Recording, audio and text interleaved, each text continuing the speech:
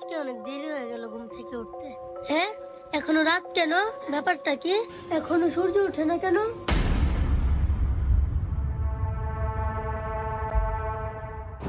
বাবা বাবা কে কে কে কি হয়েছে মা?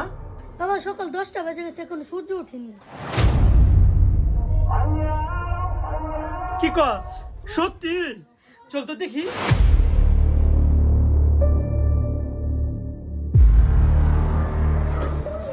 ওই যে বাবা, দেখো দেখো, সকাল 10টা বেজে গেছে, এখনো সূর্য ওঠেনি। হ্যাঁ সত্যি তো। তাহলে তো কোরআন শরীফটা খুলে বসতে হবে।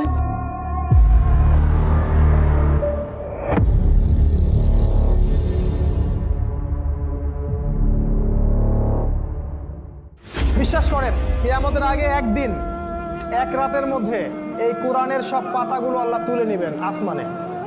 হাদিসে এসেছে কোরআনের শুধু পৃষ্ঠাগুলো থাকবে, কালি থাকবে না।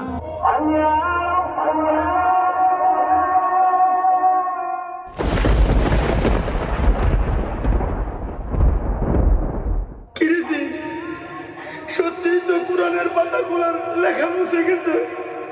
হ্যাঁ, তাহলে কি কিয়ামতের আলামত শুরু হয়ে গেছে?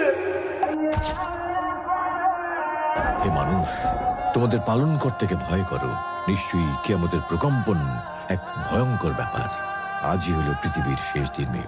পাপাচারী মানুষেরা হতাশ হয়ে যাবে, কাণ্ডজ্ঞান হারিয়ে দিক বিদিক ছুটতে থাকবে এবং একসময় অজ্ঞান হয়ে মৃত্যুবরণ করবে।